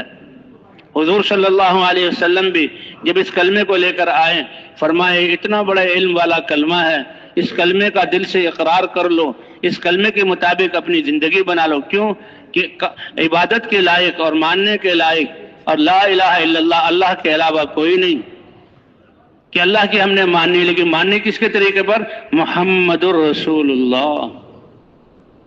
فرمایا اے میری امت تم اپنے نصیبے پر فخر اور ناز کرو کہ بغیر نبی کے اللہ نے کسی قوم کو چھوڑا نہیں، دنیا میں بھی قوموں کی اور امتوں کی نسبتیں نبیوں کی طرف، اور آخرت میں بھی قوموں کی نسبتیں امتیں، ان کا حشر اپنے نبیوں کے ساتھ ہوگا۔ لیکن تم کتنی خوش قسمت ہو اے میری امت کہ تمہاری نسبت اللہ کے حبیب حضرت محمد صلی اللہ علیہ وسلم کے ساتھ ہے، اور قیامت میں بھی تم ان کے ساتھ ہوگے، اور امت محمد کے نام سے تمہیں پکارا جائے گا۔ فرمایا تمہارے لیے خوش نصیبی کی بات ہے کہ میرے جیسا نبی تمہیں عطا فرمایا، اور میرے لیے خوش نصیبی کی بات ہے ایک تو اتنی بڑی امت عطا فرمائی، اور پھر وہ امت عطا فرمائی کہ امت ہوتے ہوئے کام وہ نبیوں والا کرے گی، کام نبیوں والا۔ حضرات انبیاء کرام کی ذمہ داری زمانے، علاقے، قوم کے اعتبار سے محدود ہے، لیکن اے میری امت تمہاری جو ذمہ داری محدود نہیں ہے، پوری روئے زمین، قیامت تک آنے والے زمانے اور سارے انسان تمہاری میدان میں محنت کا میدان ہے۔ کہ جی میں تجارت کرتا ہوں، لوگوں کے گھروں میں چیزیں پہنچ جائیں، میں جہاں انجینئر ہوں لوگوں کے گھر بناتا ہوں، اور میں جہاں ڈاکٹر ہوں لوگوں کا علاج کرتا ہوں۔ اے امت محمدیہ، اللہ نے وہ دین تمہیں دیا ہے کہ جس دین کا تعلق ساری انسانیت اور قیامت تک آنے والی نسلیں اور اس کائنات کا باقی رہنا، سلامت والا رہنا، اور سارے انسانوں کی آخرت کا بننا، جس محنت کے ساتھ ہے اللہ نے وہ محنت عطا فرمائی ہے، تو بھئی اس محنت سے سستی اور اس محنت میں کوتاہی کتنا بڑا جرم۔ اس لیے ربنا ظلمنا انفسنا، اے اللہ آپ نے ہمیں انسان بنایا، کلمے کی دولت عطا کی، حضرت محمد صلی اللہ علیہ وسلم کی امت میں ہونے کا شرف بخشا، اور حضور والی محنت، اور بتایا تمہاری ذمہ داری سارے انسانوں کی ہے۔ اے اللہ ہم نے جو وقت دنیا بنانے میں اور اپنی ذات کو بنانے میں لگایا، اے اللہ ہم نے اپنی جانوں پر کتنا ظلم کیا، اے اللہ ہمیں معاف فرما دے۔ اس لیے کہتے ہیں اس میں معافی مانگنا، رونا اللہ کے سامنے، اور اللہ کا شکر ہے کہ زندگی کے لمحات ابھی باقی ہیں۔ اس بقیہ زندگی میں یہ نیت کرنا کہ اے اللہ بقیہ زندگی اور ساری صلاحیتیں ہم تیرے دین پر چلنے، تقوی والی زندگی اختیار کرنے، اور ساری امت کو حضور کی محنت پر کھڑا کرنے، اور ساری انسانیت کو تقوی والی زندگی پر بلانے میں ہم اپنی صلاحیتیں لگائیں گے۔ کیوں بھائی اس کی نیت کرتے ہیں نا انشاءاللہ۔ اور فرمائے میرے بندو، اللہ کے رسول صلی اللہ علیہ وسلم نے انما الاعمال بالنیات، اللہ سے معاملہ تمہارا نیت سے ہی شروع ہو جاتا ہے۔ دنیا والوں کو بتاؤ کہ جی میں نے تو آپ کی خدمت، آپ کی کمپنی میں ملازمت اور آپ کے جو ہے کارخانے میں مزدوری، یہ تو کتنے عرصے سے نیت کی ہوئی تھی۔ اس نے کہا بھائی نیت ویت کا کوئی پتہ نہیں، پہلے اپنی صلاحیتیں دکھلاؤ، کام شروع کرو، ہم دیکھیں گے اور کس کے تھوڑا سا دیں گے۔ اللہ فرماتے میرے بندے جب سے تم نے نیت کی اسی وقت سے میری دین تمہارے لیے شروع ہو گئی۔ اے اللہ ہم نبی کی محنت کو مقصد بنا کر اور جہاں دنیا میں زندہ رہیں گے اور اپنی ساری صلاحیتیں لگائیں گے تو اللہ کے ہاں ہم اس محنت والے شمار ہو جائیں گے۔ اور تربیت کون کرے گا؟ اللہ کرے گا۔ جیسے انبیاء جو ہے ابراہیم علیہ السلام کے والد کا نام آذر تھا اور وہ بت بناتے تھے، اور ابراہیم علیہ السلام کو بیٹا یہ میں نے بت بنائے ہیں بازار میں بیچ۔ ابا جان یہ بت کس لیے کہ لوگ اس کی عبادت کریں؟ ابا جان یہ تو آپ نے اپنے ہاتھ سے بنائے، تو آپ تو اس سے افضل ہیں اور انسان اس کی عبادت کرے۔ ابا جان یہ تو میں بات کرتا ہوں سنتے بھی نہیں اور کسی بات کا جواب بھی نہیں دیتے ہیں۔ یہ تو اپنی کتنی صاف باتیں تھیں، لیکن جب خواہش اور کفر کی چھاپ دل پر آ جاتی ہے تو انسان کتنا اندھا بن جاتا ہے۔ ابراہیم علیہ السلام کتنے پیار سے، کتنے سادے انداز میں اپنے باپ کو سمجھا رہے ہیں اور اپنی قوم کو بھی سمجھایا کہ ان کا جو ہے دیکھو اللہ تعالیٰ نے تو ہماری عیدیں بھی عبادت والی بنائی ہیں، یعنی یہ وقت اتنا قیمتی ہے کہ ہماری عید بھی عبادت ہے، وہ بھی غفلت میں نہ گزرے۔ اور دنیا والوں کی عیدیں جناب غل غپاڑا اور وقت کو ضائع کرنا، تو ان کی ایک عید تھی، اس عید کے لیے وہ جو میلہ لگتا تھا اس میں جاتے تھے۔ ابراہیم علیہ السلام تو اللہ کے رسول، ابراہیم تم بھی چلو، نہیں کیونکہ طبیعت اس کی سے خراب، پریشانی ہوتا نہیں جی ذہن پریشان ہے، کسی بات کو دل نہیں چاہ رہا۔ ابراہیم علیہ السلام ٹھیک کہا کہ بھائی میں پریشان ہوں، میں جا نہیں سکتا، چلے گئے۔ ابراہیم علیہ السلام کے دل میں کیسی ہے میری قوم جو ان بتوں کی عبادت کرتی ہے، آج میں ایسا کام کرتا ہوں کہ میری قوم کو سمجھ آ جائے کہ بت واقعی یہ تو بالکل بیکار ہیں، بے جان ہیں اور یہ عبادت کے لائق نہیں۔ نبیوں والی سمجھ تھی، اس لیے بت خانے میں گئے اور ایک ہتھوڑا لیا اور کسی کی گردن، کسی کی ٹانگ، کسی کا ہاتھ، کسی کو سب کو توڑ پھوڑ کر، اور جو بڑا بت تھا اور اس کے کندھے پر جو ہے وہ کلہاڑا رکھ دیا۔ کتنی بڑی دلیل تھی ان بتوں کے باطل ہونے کی، لیکن جب انسان عقل کا اندھا ہو جائے تو پھر اس کا کوئی علاج نہیں۔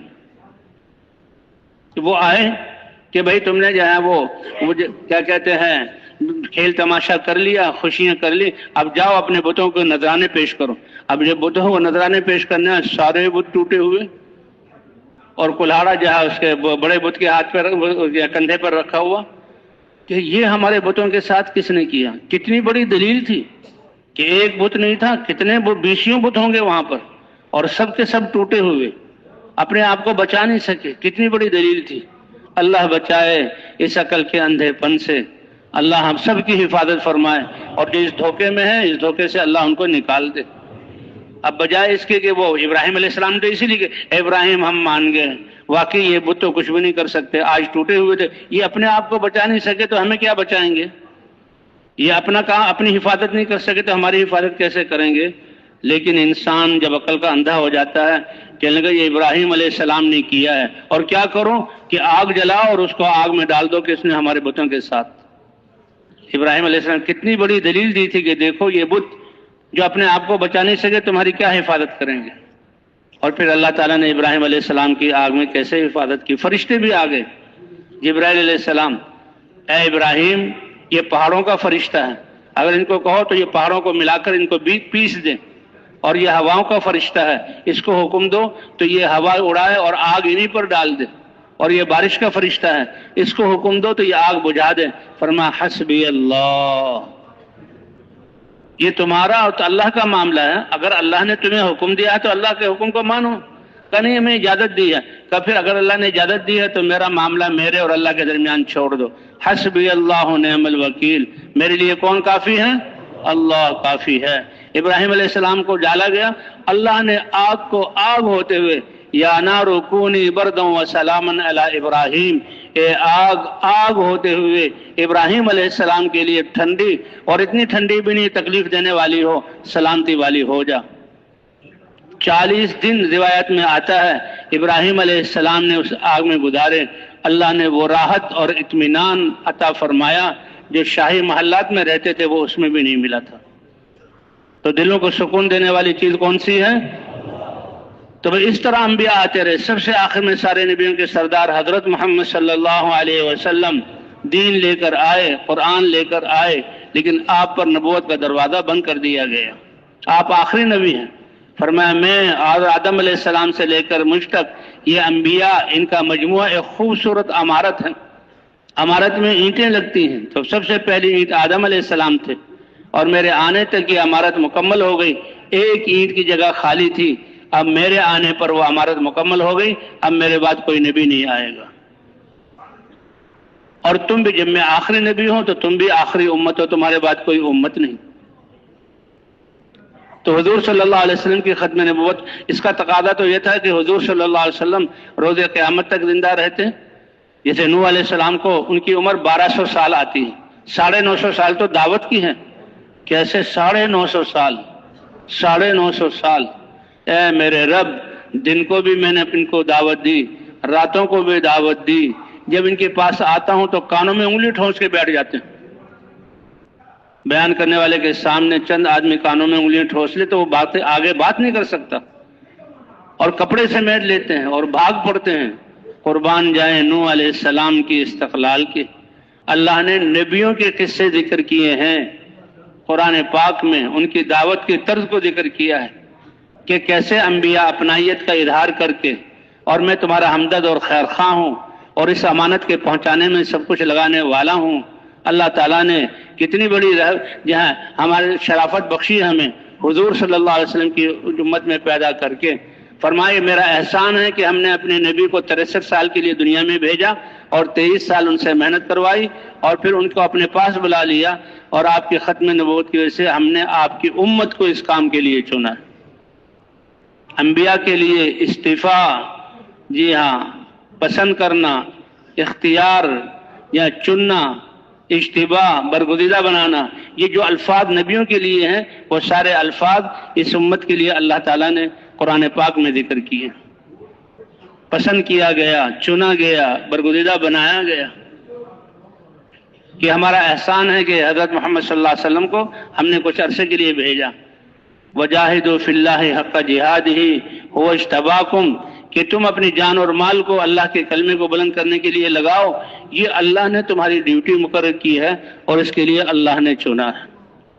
اس لیے صحابہ کرام، تابعین، تبع تابعین جب تک اس فریضے کو پورا کر رہے تھے، دنیا کی کوئی طاقت ان کا مقابلہ نہیں کر سکی اور ان کے سامنے رک نہیں سکی۔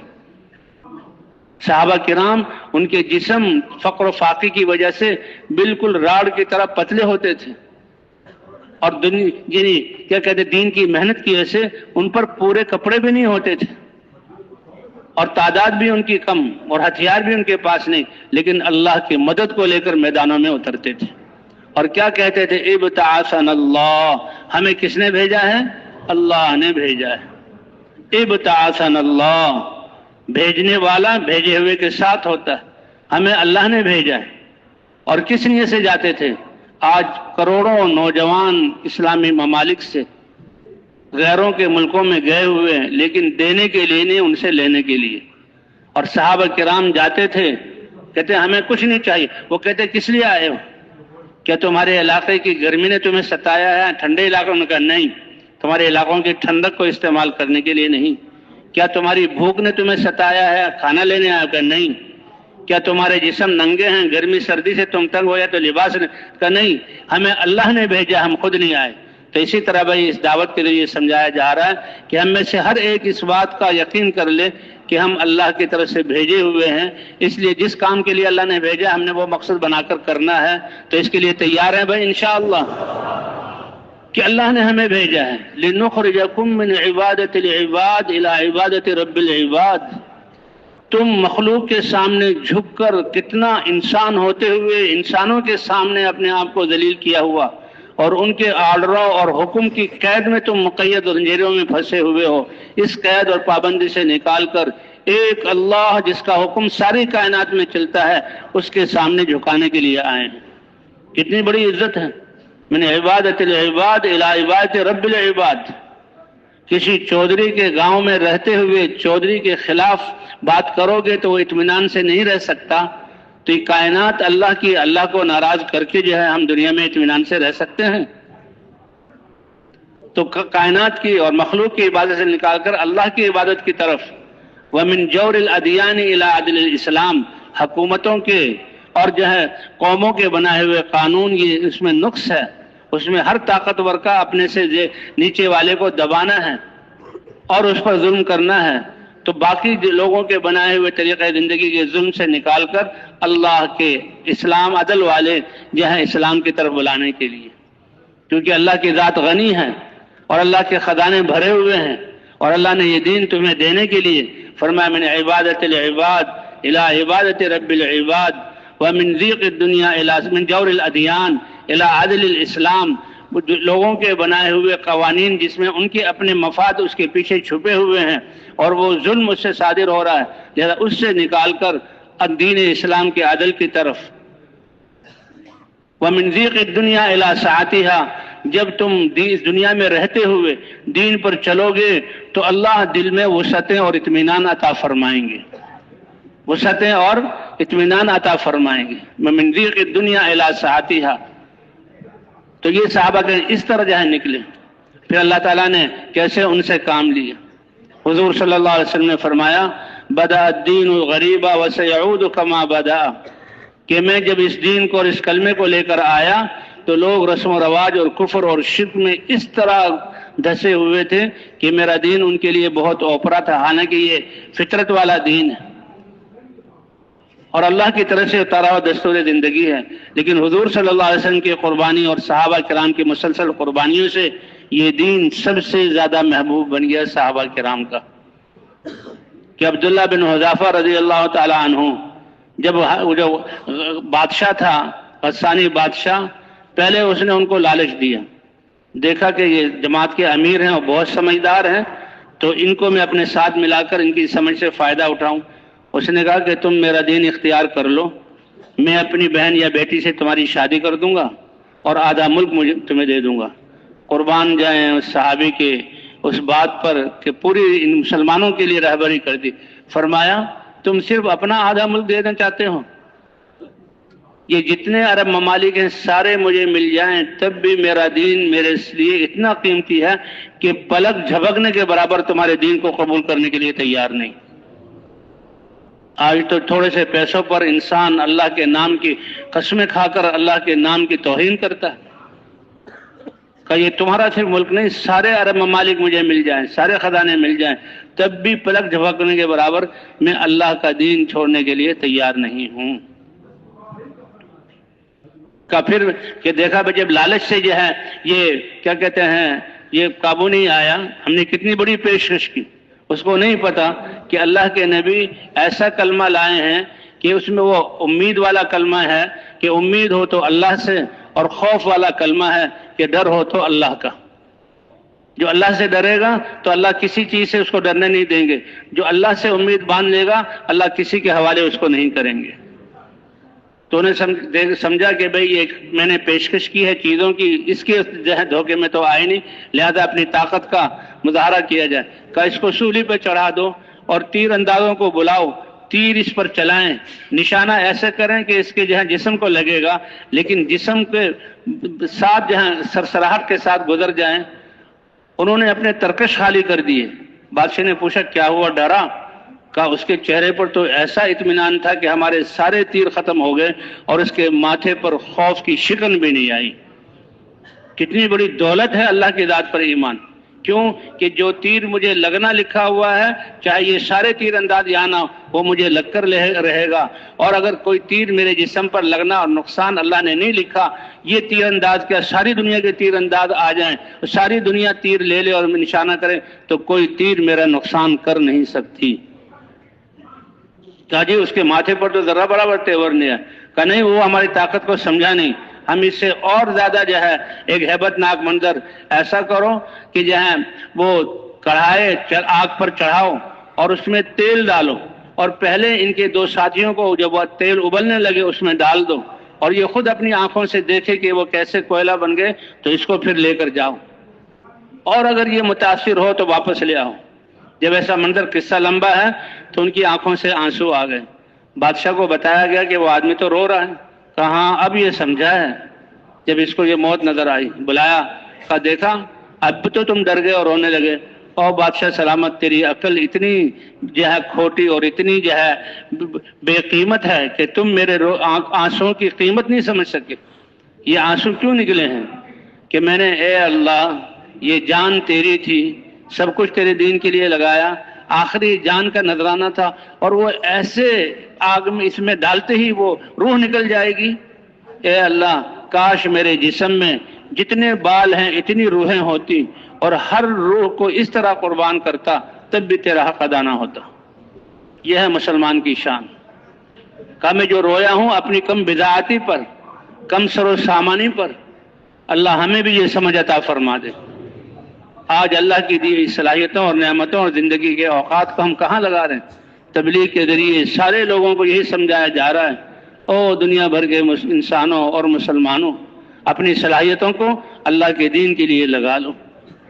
کہ میں تو وہ بادشاہ اتنا متاثر ہوا کہ ایک دم وہ پانی پانی ہو گیا، اور کہا تمہاری زبان سے جو الفاظ نکلے بہت قیمتی ہیں، میں تمہیں بھی چھوڑنے کے لیے تیار ہوں، تمہارے ساتھیوں کو بھی، کہ ایسا آدمی، ایسا روحانی آدمی۔ بادشاہ ان سے متاثر ہوا۔ کہا تم اپنے ان ہونٹوں سے جن سے تم نے بات کی ہے میری پیشانی پر بوسہ دے دو تو میں تمہیں بھی چھوڑ دوں گا اور تمہارے قیدی ساتھیوں کو بھی چھوڑ دوں گا۔ ان کا دل نہیں مان رہا تھا کہ میں یہ عیسائی ہوتا ہوئے دین اسلام قبول کیا نہیں اور ہمارے نبی کا کلمہ اس نے بھرا نہیں اور میں اس کی پیشانی کو بوسہ دوں، لیکن کہیں ایسا نہ ہوتے مجھے تو چھوڑ دے لیکن میرے ساتھیوں کو تکلیف پہنچائے گا، اس لیے ساتھیوں کی تکلیف کی وجہ سے پیشانی پر بوسہ دیا۔ اس نے ان کو بھی آزاد کیا، ساتھیوں کو بھی آزاد کیا۔ حضرت عمر رضی اللہ تعالیٰ کو زمانہ تھا اور مدینے میں پہنچے، کوہرام مچ گیا۔ حضرت عمر کو واقعہ سنایا۔ حضرت عمر نے کہا یہ ایسا واقعہ ہے کہ سارے صحابہ کے سامنے آنا چاہیے اور پھر رہتی دنیا تک تمہارا یہ واقعہ آنا چاہیے، جس سے آج منبر پہ یہ بیان کیا جا رہا ہے۔ الصلاۃ جامعات، ان کی آواز لگی اور سارے صحابہ جمع ہوئے، تابعین جو تھے جمع ہوئے، اور جمع ہو کر حضرت عمر نے کہا بیان کرو اے ابن رواحہ۔ عبداللہ بن حذافہ رضی اللہ عنہ کا نام تھا۔ بیان کرو یہ سارا واقعہ بیان کیا۔ حضرت عمر نے دیکھا کہ انہوں نے جو اپنے ساتھیوں کی آزادی کے لیے اس کی پیشانی پر بوسہ دیا تھا، ان کے دل پر بوجھ ہے، تو اس بوجھ کو دور کرنے کی حضرت عمر نے فرمایا کہ عبداللہ بن حذافہ رضی اللہ تعالیٰ عنہ کو سب سے پہلے میں ان کی پیشانی پر بوسہ دیتا ہوں اور مسلمانوں سے کہتا ہوں کہ ان کی پیشانی پر بوسہ دیں۔ تو بھائی یہ تھی صحابہ کرام کے اپنے جان اور مال کو اللہ کے لیے لگانے والے۔ آج ہمیں اللہ تعالیٰ نے یہ کام دیا ہے، زندگی کی سانس اور صلاحیتیں باقی ہیں، ہم سب اس بات کا عزم کریں کہ اے اللہ بقیہ زندگی حضور کی محنت کو اپنی زندگی کا مقصد بنا کر ہم کریں گے اور ساری صلاحیتیں اس کے لیے لگائیں گے۔ تو بھائی کون کون تیار ہے اس کے لیے؟ کون کون تیار ہے؟ اللہ اکبر! کہ یہ بعد والے جب دین کی محنت کریں گے تو اللہ ہی ان کو ان کی تربیت فرمائیں گے، اے عیسیٰ تمہارے بعد ایک امت آئے گی، تو وہ امت ایسی ہوگی، ایسا ان کا ایمان ہوگا، ہر نعمت کے ملنے پر اللہ کا شکر ادا کریں گے اور ہر ناگواری پر صبر کریں گے۔ ہاں بھائی، یہ ایمان ایسا جو ناگواری، کسی کو کچھ نہیں کہنا، جو ناگواری آئی میرے اللہ کی طرف سے آئی ہے، اور اللہ نے میرے درجات کو بلند کرنے کے لیے اور گناہوں کو معاف کرنے کے لیے مجھ پر ناگواری بھیجی ہے۔ اللہ فرمائیں گے میرے بھیجے ہوئے حالات پر مسلمان صبر کر رہا ہے، ان اللہ مع الصابرین، تو صبر کرنے والوں کے ساتھ کون ہے؟ وَإِنَّمَا يُوَفَّى الصَّابِرُونَ أَجْرَهُمْ بِغَيْرِ حساب۔ فرماتے ہیں کہ ترازو، جو قیامت والا ترازو جس میں ساتوں زمین و آسمان کا، صبر والوں کے اجر کے لیے تو ترازو بھی ایک طرف، اور صبر کرنے والوں کو تو بغیر حساب کے اللہ اجر عطا فرمائیں گے۔ بھائی کتنی ناگواریاں ہم پر آئی ہیں، اور اس ناگواریوں کی صلاحیت کو ہم نے کتنا ضائع کیا ہے، کتنا زبانوں پر شکایت لا کر، کتنا وابلہ کر کے، کتنی بڑی طاقت کا ہم نے ضیاع کیا ہے۔ تو بھئی اللہ تعالی ہمیں نعمتوں کے ملنے پر شکر کرنے کی توفیق عطا فرمائے، اللہ عافیت کی زندگی عطا فرمائے، لیکن ناگواریوں کے ہونے پر صبر کی اللہ توفیق عطا فرمائے۔ تو بھئی اس زمانے میں اللہ نے یہ کام ہمیں دیا ہے۔ حضور نے فرمایا میرا دین آیا تھا اوپرا، اور عنقریب یہ اوپرا بن جائے گا، لیکن لوگ اس دین کو زندگیوں میں زندہ کرنے کے لیے اپنے آپ کو پردیسی بنا کر پھریں گے۔ فَطُوبَى لِلْغُرَبَاء، ان کے لیے اللہ کا نبی کہہ رہا ہے کہ طوبہ جیسا درخت جو جنت میں ہوگا، طوبہ جو اللہ کی رضا اور اللہ کی طرف سے انعامات اور کامیابی اور جنت کے درجات ہیں، ان کے لیے جو اس زمانے میں اس کام کو کریں گے، یہ اپنے آپ کو پردیسی بنا دیں گے۔ فرمایا اس زمانے میں جہاں قربانی کرنے والے، ان کی قدر ایسی ہوگی کہ ایک کی قربانی پر اللہ تعالیٰ 50 آدمیوں کی قربانی کے ثمرات مرتب کریں گے۔ کتنے آدمی کی قربانی کے؟ اللہ صحابہ کرام کو جزائے خیر دے، ان کی قبروں کو درجات اور بلند فرمائے۔ ہاں، کیونکہ جتنی دعائیں ہوں گی تو اور درجات بلند ہوں گے، جنت کے تو کوئی ٹھکانہ نہیں ہے۔ تو فرمایا کہ وہ جو محنت کریں گے، اور ایک آدمی کی قربانی پر 50 آدمی کی قربانی کے ثمرات۔ صحابہ نے بات واضح کروا دی کہ اے اللہ کے رسول، 50 ان میں سے قربانی کرنے والے کو نہیں، صحابہ میں سے جو 50 قربانی کریں گے اس پر جو ثمرات مرتب ہوئے، اس زمانے کے ایک ایک قربانی کرنے والے کی قربانی پر وہ ثمرات مرتب فرمائیں گے۔ لیکن بشرطے کہ وہ قربانی صحیح ہو، یقین صحیح ہو، اخلاص صحیح ہو، تقوی صحیح ہو، اسی کے لیے ہم اللہ کے راستے میں نکلیں۔ تو کون کون بقیہ زندگی کو اس پر لگانے کی نیت کرتا ہے بھائی؟ اللہ اکبر، ہم نے نیت کی، اللہ ہمیں اس کام والا شمار کریں گے، پھر اللہ تربیت فرمائیں گے۔ تو اس کی نشانی سب سے پہلے یہ ہے کہ اس مجمع میں سے جن کے 4 مہینے نہیں لگے وہ تو کھڑے ہو جائیں اور اللہ کے سامنے اپنے آپ کو پیش کریں کہ 4 مہینے پورے کر کے پھر ہم اپنے علاقوں میں جائیں گے، 4 مہینے پورے کر کے پھر ہم اپنے علاقوں میں جائیں گے۔ اے اللہ، ہم نے اپنے آپ کو اپنی شان کے مطابق پیش کیا، آپ ہمیں اپنی شان کے مطابق قبول فرما کر ہماری تربیت فرمائیں اور موت تک اس کام میں لگے رہنے کی توفیق عطا فرمائیں۔ اچھا بھائی، جو بیٹھے ہوئے ہیں ان کے 4 مہینے یقیناً لگے ہوئے ہیں، لیکن میدان تو اگلا ان کے لیے بھی ہے کہ سالانہ 4 ماہ نقل و حرکت میں اور 8 ماہ اپنے مقام پر یہ بھی کھڑے ہو کر اپنے ارادوں کو ظاہر فرمائیں اور اللہ کو دکھلائیں۔ 4 ماہ نقل و حرکت میں اور 8 ماہ اپنے مقام پر، زندگی کا ہر لمحہ اور ہر صلاحیت اللہ کے دین کو اور حضور کی محنت پر امت کو کھڑا کرنے کے لیے لگے۔ کتنی مبارکباد اور کتنی خوش قسمتی کی بات۔ تشریف رکھیں، تشریف رکھیں، تشریف رکھیں، ماشاء اللہ، ماشاء اللہ۔ تب جب یہ کیا ہے تب اسی کو سامنے رکھ کر کہ ہم اس کام کے تقاضوں کو اپنے ذاتی تقاضوں پر، گھریلو تقاضوں پر اور کاروبار کے تقاضوں پر مقدم، ان کو مؤخر کر دیں، ان کو مقدم کر دیں۔ اعلیٰ میں ادنا آ جاتا ہے، لیکن اعلیٰ کو چھوڑ کر جو نقصان ہوگا ادنا میں لگنے سے وہ نقصان پورا نہیں ہوگا۔ ادنا کو چھوڑ کر جو نقصان آئے گا اعلیٰ کو کرنے سے وہ نقصان اللہ اپنی قدرت سے پورا فرمائیں گے۔ تو بھائی تیار ہیں اس کے لیے؟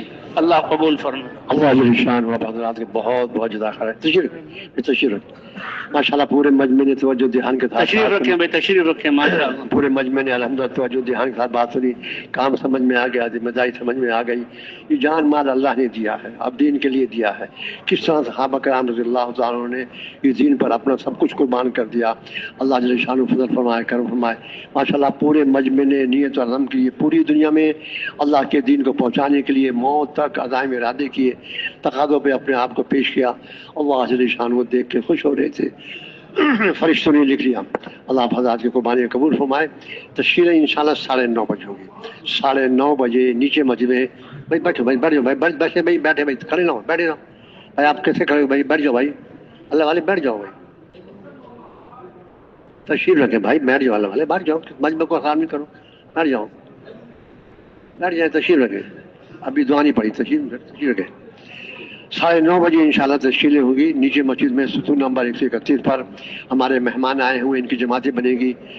سال کی نصرت کا تقاضا ہے، دور سے دور کا تقاضا ہے، شمال والے، جنوب والے، کم اوقات والے، لمبے اوقات والے، ساری ترتیب قابو آ جائے گی، آسانی ہوگی، آپ کو بھی آسانی ہوگی۔ بھائی تشریف رکھے، دعا نہیں پڑی بھائی، اللہ والوں دعا نہیں پڑی ہے، بڑی دیر کے تشریف رکھے، آپ کو بھی آسانی ہوگی، تشریف والوں کی بھی آسانی ہوگی۔ 9:30 بجے نیچے مسجد میں ستون نمبر 131 پر تشریف لائیں جی۔ 2 جماعتیں اللہ کے راستے سے کام کر کے واپس آئی ہیں، 10 بجے انشاءاللہ کارگزاری کے حلقے لگ جائیں گے، حلقوں میں تشریف لائیں، اپنی کارگزاری سنا دیں۔ جو جماعتیں کل بن گئی تھیں آج اللہ پاک کے راستے میں جائیں گی، ان جماعتوں کے لیے اسی ممبر سے 10 بجے انشاءاللہ روانگی کی بات ہوگی۔ ذمہ دار بھائی ساتھیوں کو وقت سے پہلے جمع کر لیں تاکہ وقت میں بات شروع ہو جائے، اور ہر سال 4 مہینے کے لیے تو ماشاءاللہ پورا مجمع ہی تیار ہو گیا۔ اللہ آپ حضرات کی قربانی قبول فرمائے۔ مغرب کی نماز کے بعد نیچے مسجد میں ستون نمبر 146 پر تشریف لائیں، تشریف والے بھائی موجود ہوں گے، انشاءاللہ آپ کی ترتیب بنائیں گے۔ میرے بھائی اور رائیون میں ہمارے یہ 2 ہی کام ہیں، ہر اجتماعی عمل میں شروع سے آخر تک توجہ دھیان کے ساتھ بات سننا، اور جو بات عرض کی گئی ہے اس پر خود بھی آنا، اور ایک دوسرے بھائی کو دور سے دور اگلے سے تقاضے کے لیے دعوت دے کے تیار کرنا۔ ہمارے یہاں ماحول ہو، ہم دعوت دے رہے ہوں، دعوت سن رہے ہوں، دعوت دے رہے ہوں، دعوت سن رہے ہوں، کوشش فرمائیں گے انشاءاللہ جی۔ اب دعا پڑھیں، سبحان اللہ بحمدہ، سبحانک اللہم بحمدک، نشہد ان لا الہ الا انت، نستغفرک ونتوب الیک، سبحان ربک رب العزۃ عما یصفون، وسلام علی المرسلین والحمد للہ رب العالمین، آمین آمین۔